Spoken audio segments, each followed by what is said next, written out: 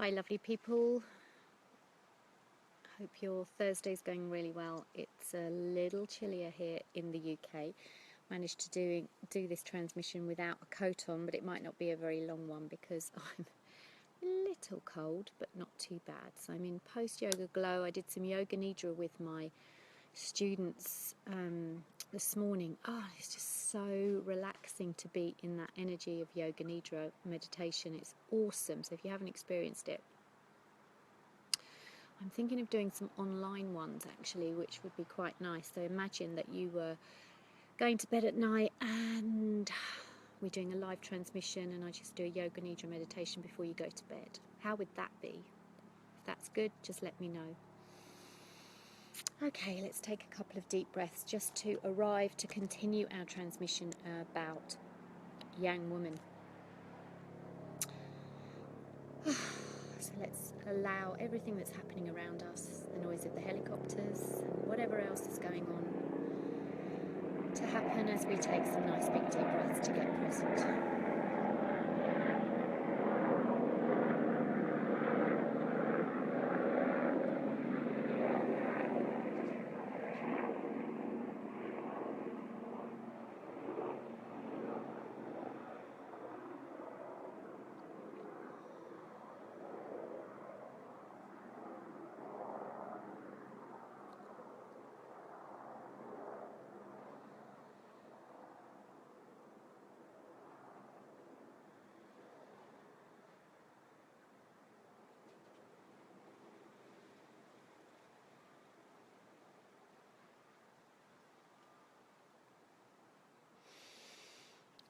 That's good.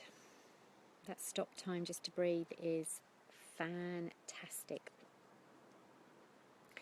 Okay, so the last 7 days videos we've been doing the challenges of a Yang woman.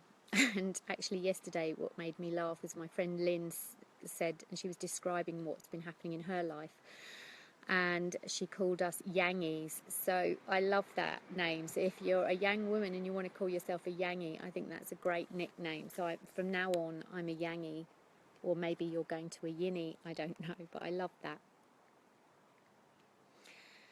So the last 7 days we've been talking about challenges of a Yang woman, and also what I noticed from the challenges is that if I really think about it, just about anybody can suffer with those sort of issues and challenges in their life. It's not exclusive to Yang women. It could be men, it could be Yin women, kids, it could be anybody. I think generally right now, and knowing a lot of people as I do, the last year has been a tough ride for a lot of people, with illness, with challenges with the body, with challenges with relationships, and all sorts of things going on. So if you've had a tough year, I salute you for still being here in a relatively sane space, because it has been a really hard ride.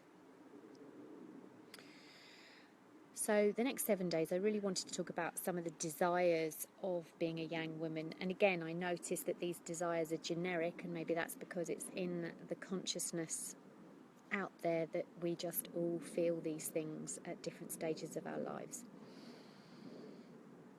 So for me, one of the things that I struggle to do, and which I desire, is to remain connected.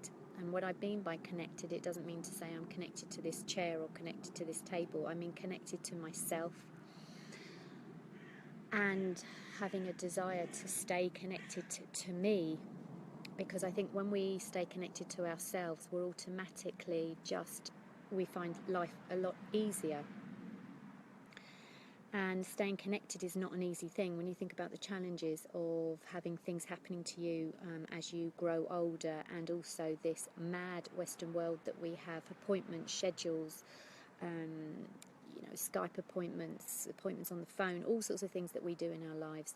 And then we're taking care of other people's needs as well, is that we have little time to feel connected. And our great desire, I think, is to feel truly connected to who we are.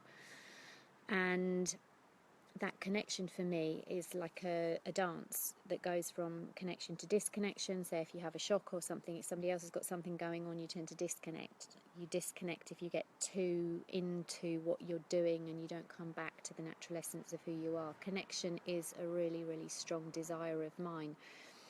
And how I tend to stay connected is through yoga, and because I teach it, I have that lovely opportunity to go in and out of that space, which is lovely. So staying connected is one of our desires.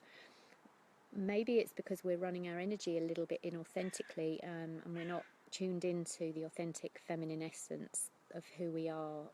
We're running our energy in more of a masculine way. So effectively, I wonder whether we're connected at all, whether we're actually disconnected most of the time, and then our craving is to feel connected. And that isn't really talking about being connected to other people, although I think that we have this idea that if we're connected to other people, then we're truly connected. But being truly connected is about being connected to this, and the deep desire to want to feel sort of rooted and grounded in this space. So certainly for me, one of my big desires is to stay connected, and there are a number of ways. And after the next 6 videos about desires, I want to talk about a little bit about how we let the yin in, and staying connected. How do you stay connected? I'd really love, if you're watching this video, or even if you watch a recording of it, is to maybe share your ways of staying connected to yourself. I'm not talking about other people, because we know how to do that. There are many ways we can do that, but anybody who's got any inspiration of how you stay connected to yourself, and what you do, whether they're tips that you can maybe do in a very short space of the day, or even like a 5-minute period, then please share with us, because it would be really lovely to know how you stay connected to yourself. I mean, I can certainly talk to you about yoga at another time, but staying connected, if we can stay connected, particularly in the energy the way it is at the moment on the planet, then I think we're coming into a much more grounded sense of self.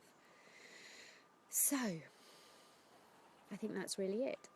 One of the desires is to stay connected.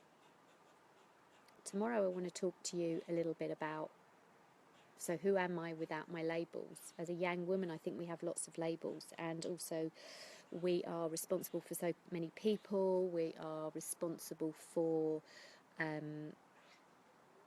our own lives and our working lives. And who are we if we have labels? We're our business owners, entrepreneurs, or whether we work in a corporate environment, whatever. We have all sorts of labels. Maybe you've got a job role, but who are we without our labels?